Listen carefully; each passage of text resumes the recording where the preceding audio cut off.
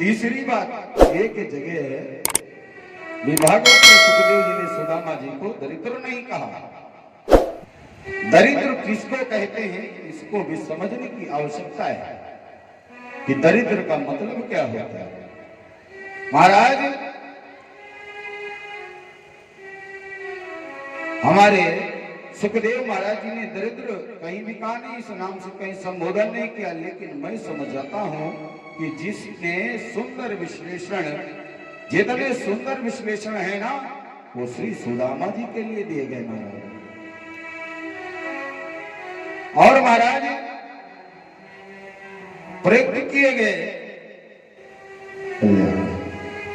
भगवान कल्याण करे।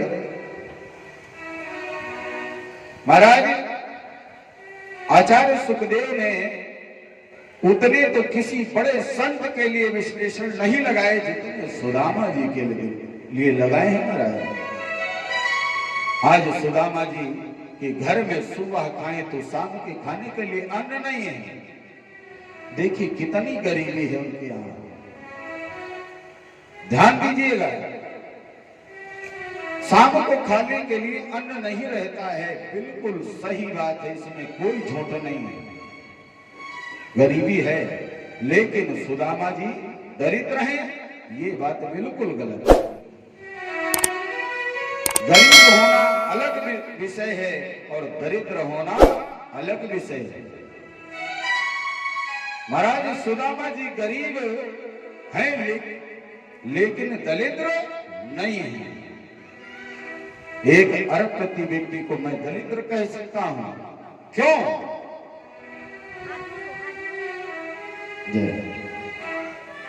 दरिद्रता क्या है भगवान पर चढ़ा दो, ठीक है। दरिद्रता क्या है इसको समझेंगे। एक गरीब व्यक्ति को मैं दरिद्र नहीं कह सकता, करोड़पति को दरिद्र कहा जा सकता है। क्यों? दरिद्र किसे कहते हैं? दरिद्रो यस्तु असंतुष्टो। महाराज दरिद्र वो है जो असंतोषी है, जिनके मन में असंतोष है वही दरिद्र है। भगवान ने जितना दे दिया अगर उसमें हम प्रसन्न हैं तो हम दरिद्र नहीं हैं। हमको ये कहना चाहिए, हे प्रभु जो आपने दिया है बड़ी कृपा किया है मुझे, मैं इस लायक नहीं हूं लेकिन फिर भी आप कृपा के सागर हैं महाराज। आपने हमारे ऊपर कृपा करके हमको जो दिया है ना वो बड़ी कृपा है महाराज आपकी। गोधन गोधन बाज धनी और रतन धन खान, और जब आवे संतोष धन सब धन धूल समान। महाराज जिस दिन संतोष आ जाता है ना सारे धन वो धूल के समान दिखाई पड़ते हैं। और संतोष रूपी धन जिसके जीवन में आ जाए सज्जनों फिर वो दरिद्र नहीं हो सकता। सुदामा ने अपने जीवन में एक पैसा किसी से नहीं मांगा। एक संत बड़े विद्वान पढ़े लिखे थे। एक बार वो महात्मा मार्ग में जा रहे थे और संत ने मार्ग में एक फूटी कौड़ी पड़ी देखी महाराज। एक पैसे को पहले कौड़ी बोलते थे और संत ने वो पैसा उठा करके अपने कमंडल में रख लिया। लोगों ने पूछ लिया, बाबा इस कौड़ी का आप क्या करोगे?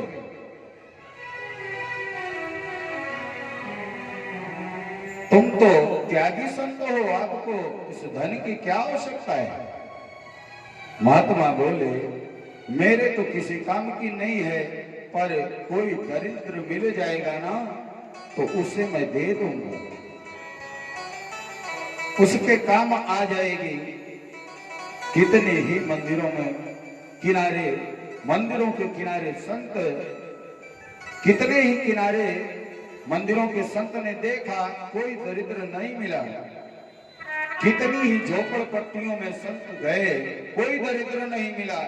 एक दिन एक बार महात्मा जी मार्ग से जा रहे थे।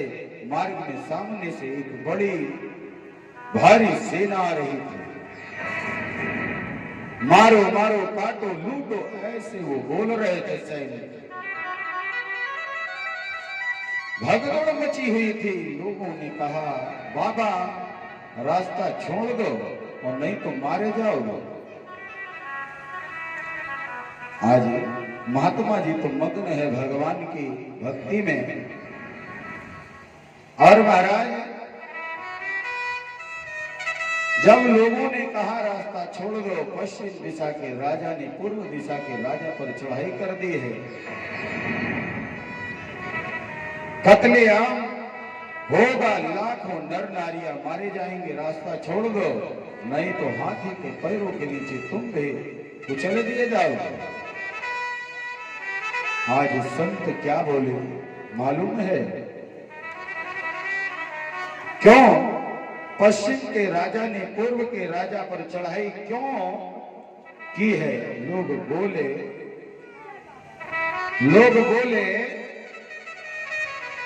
पूर्व का राजा थोड़ा कमजोर पड़ गया और पश्चिम का राजा बलशाली है, इसीलिए चढ़ाई कर दिया है। संत बोले ऐसा करके वो क्या पाएगा, क्या मिलेगा उसको? ऐसा उसने क्यों किया? बोले पश्चिम का राजा पूर्व के राजा के खजाने को लूट करके ले जाएगा। संत बोले क्या उसके पास खजाना कम है? लोग बोले नहीं, लेकिन ये खजाना लूट करके वो अपने खजाने को और बढ़ाएगा। महात्मा जी बोले मिल गया और बीच रास्ते में आज खड़े हो गए। राजा ने कहा महात्मा जी मार्ग छोड़ दीजिए। बोले क्यों? हमें जल्दी जाना है महाराज, हमें चढ़ाई करनी है। महात्मा जी मुस्कुरा करके बोले मैं रास्ता तो छोड़ दूंगा, लेकिन तुम पहले हाथ को आगे बढ़ाओ, हथेली को अपनी हथेली को मेरे सामने फैलाओ।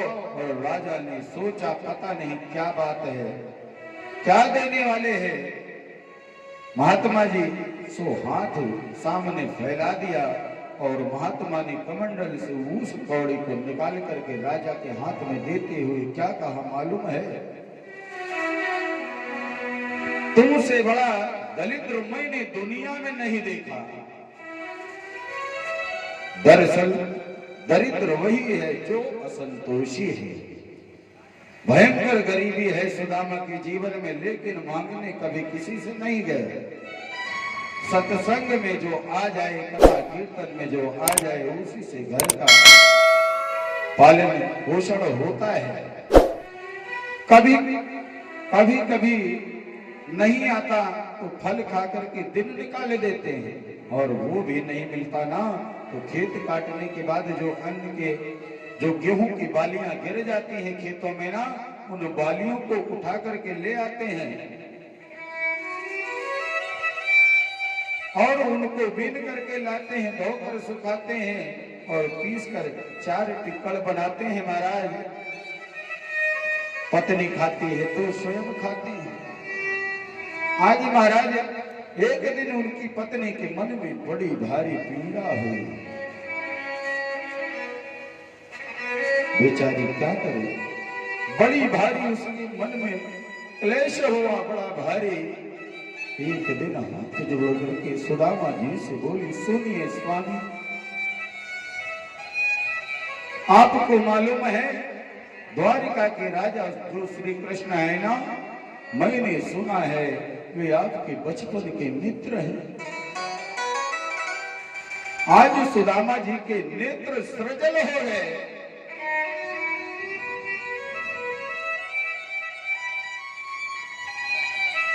और अपनी पत्नी से बोले देवी तुमने कितनी पुरानी बात आज हमें याद दिला दी। कृष्ण केवल मेरे मित्र ही नहीं, मेरे लंगोटिया यार है। आज सुदामा की आंखों से अश्रु बहेंगे। दोनों एक संग रहते थे, एक संग पढ़ते थे, एक संग खेलते थे महाराज।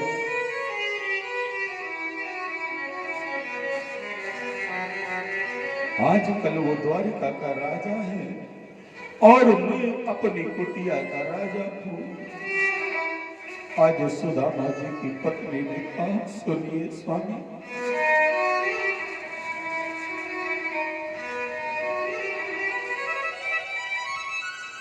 क्या आपके मन में कभी द्वारिकाधीश से मिलने की इच्छा नहीं होती क्या? सुदामा जी बोले, देवी ऐसा कौन संसार में मनुष्य होगा जो कृष्ण जैसे मित्र को पाकर बार बार मिलना नहीं चाहे?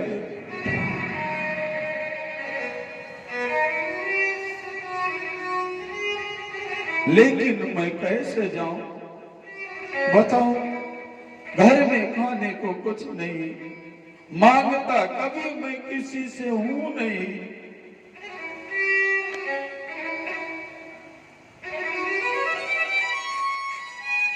मांगता मैं कभी किसी से हूं नहीं, इसलिए मुझे जब भी कृष्ण से मिलना होता है ना, तो मैं आंख बंद करके मिल करके वापस चला आता हूं। पत्नी ने सोचा, तब तो हो गया कल्याण।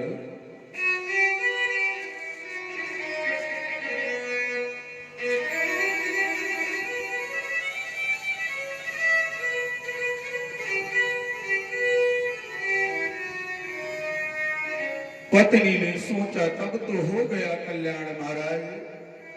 अब जब तक ये शरीर नहीं रहे, जब तक ये शरीर नहीं रहेगा ना, तो कृष्ण कैसे, जब तक इस शरीर को कृष्ण देखेंगे नहीं, तब तक वो कैसे जान पाएंगे कि हम कितने गरीब हैं। मेरे पति को कृष्ण जब देखेंगे ना, तभी तो उनको पता चलेगा कि ये कितनी गरीब है, कितनी गरीबी में है। और पता तभी चलेगा जब आप वहां जाएंगे। मन में सोच रही है आज सुदामा जी की पत्नी।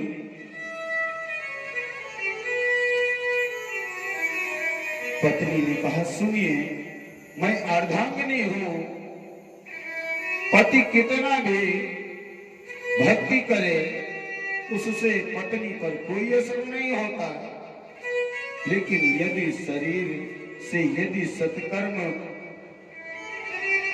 लेकिन यदि शरीर से सत्कर्म यदि पति करता है ना, तो आधा भाग पत्नी को मिल जाता है। अगर आपकी पत्नी कोई पुण्य का काम करेगी तो आपको कुछ नहीं मिलेगा, लेकिन अगर पति कुछ करेगा तो आधा पत्नी को स्वयं मिल जाता है, लिखा हुआ है।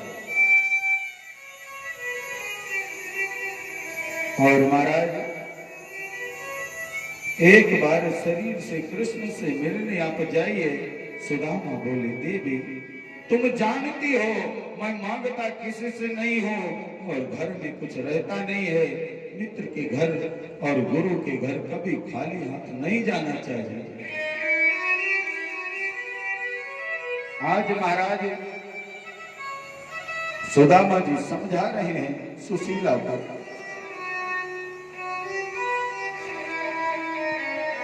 इसीलिए मैं नहीं जा सकता, कैसे जाऊं? पत्नी से रहा नहीं गया और बड़ा साहस करके बोली, यदि श्री कृष्ण प्रसन्न हो गए आपके ऊपर तो आपको बहुत सारा धन दे देंगे। इस बात को सुन करके आज सुदामा जी गंभीर हो गए और बोले, अब तो बिल्कुल नहीं जाऊंगा। यदि धन की कामना से कृष्ण के पास भेजोगी ना मुझे, तो जीवन में मैं जाने वाला नहीं हूं। यदि ये कहो कि केवल दर्शन करने के लिए आप चले जाओ, तो मैं जरूर जाऊंगा, क्योंकि यही जीवन का परम लाभ है कि उत्तम लोक में, उत्तम श्लोक श्री कृष्ण का मुझे दर्शन मिल जाएगा। यदि धन की कामना से भेजोगे देवी ना, तो जीवन में मैं कभी नहीं जाऊंगा। पत्नी ने कहा कोई बात नहीं, आप जाइए तो सही, एक बार आपको जाना ही चाहिए, और मैं ऐसा मानती हूं, यदि आप एक बार चले गए ना, तो कृष्ण कृपा के नाथ हैं, द्वारिका नाथ हैं, वो कृपा करेंगे, दर्शन ही करके आप वापस लौट आइए, कुछ नहीं कहना। सुदामा ने कहा देवी तुम तो जानती हो घर में कुछ है नहीं। पत्नी बोली आप स्नान करके आओ, मैं कुछ व्यवस्था करती हूँ।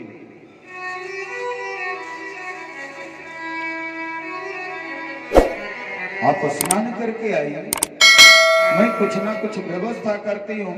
आज सुदामा की पत्नी सुशीला ने मन में सोचा कि मेरे पति जब द्वारिकाधीश के पास जाएंगे और द्वारिकाधीश मेरे पति का आदर करके पूछेंगे सुदामा कैसे हो,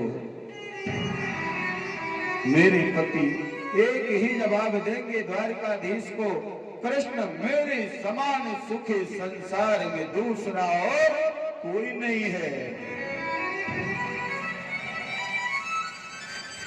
मेरे समान सुखी दूसरा ब्रह्मा की सृष्टि में कोई नहीं है। लेकिन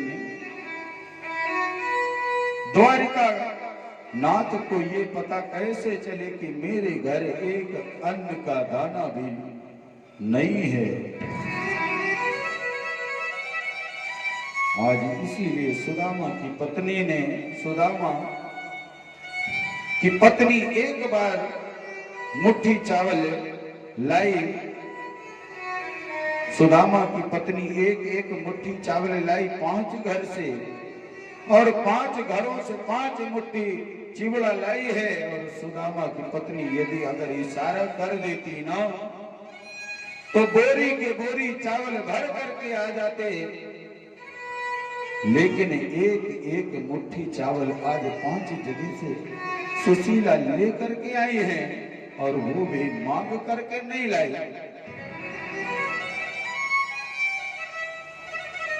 है कि बहन मेरे पास आएगा तो मैं तुम्हें वापिस कर दूंगी, उधार लेकर के आई है। क्योंकि 5 मुट्ठी 5 घरों का चावल आप जब एक जगह पर रखोगे ना, तो सब भिन्न भिन्न दिखाई देंगे। महाराज कोई टूटा चावल, कोई मोटा चावल, कोई पीला चावल, कोई धान के चावल, और महाराज उन चावलों में भी सुदामा की पत्नी ने ऐसे कपड़े में उसको बांध करके दिया ना, वो एक बालिश कपड़ा 5 जगह से सिला हुआ था, 5 जगह से फटा था, 5 जगह से उसको जोड़ करके दिया, ताकि द्वारिकाधीश जब इसे देखेंगे ना, तो देखते ही समझ जाएंगे कि सुदामा के घर में एक मुट्ठी चावल भी नहीं है, एक मुट्ठी चावल भी नहीं। महाराज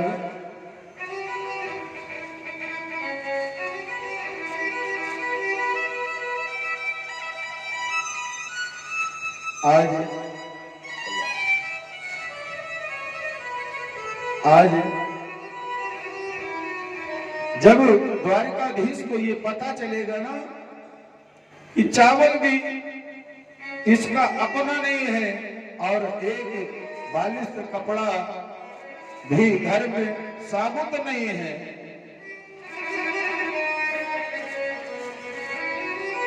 हमारे कन्हैया समझ जाएंगे कि सुदामा के यहाँ कितनी गरीबी है। ये जितनी बुद्धिमानी का परिचय आज दिया है ना, सुदामा जी के हाथ में वो चावल की पोटली दे दी और जाते समय सुदामा के नेत्र सृजल हो गए। पत्नी से बोले, मैंने द्वारिका का मार्ग तो नहीं देखा, मैंने द्वारिका का मार्ग तो नहीं देखा, पर तुमने कोई गलत नहीं किया, तुमने कुछ गलत नहीं कहा। कृष्ण से मिलने को कहा है, मुझे ऐसी पत्नी भगवान सबको दे जो गोविंद से मिलने की प्रेरणा दे। महाराज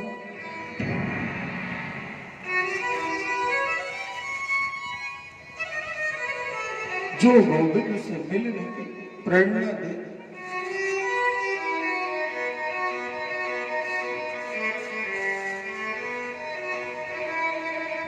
आज सुनो, खूब भजन करना भगवान का, होप माला जपना, सब प्रभु ठीक करेंगे। आज सुदामा जी कह करके जा रहे हैं सुशीला से। सुदामा जी का शरीर कैसा है जरा आप दर्शन करें। 20 जगह से धोती फटी हुई है, सिर पर ढकने को वस्त्र नहीं है, फूटा सा लोटा है, टूटी सी छड़ी है, और महाराज टूटी सी छड़ी, उधड़ी सी रस्सी है, और पैरों में दीवानियां फटी हुई है, और मोटे इतने हैं ना कि एक एक हड्डी सुदामा जी के शरीर की आप एक छोटा भी बालक अगर हो ना तो वो भी गिन सकता है, इतने तंदुरुस्त है। इतना दुबला पतला शरीर, लेकिन मस्तिष्क से ब्रह्म तेज छलक रहा है। सुदामा जा रहे हैं, जाना था द्वारिका और आज पहुंच गए काशी। महाराज रास्ता भूल गए, और महाराज जब काशी चले गए, वृंदावन चले गए, पुष्कर चले गए, घूमते घूमते पता नहीं कहां जा रहे हैं। और जब परेशान हो गए ना हमारे सुदामा जी, तो भगवान से कह रहे हैं, हे प्रभु, घन श्याम तुम्हें ढूंढने हम जाए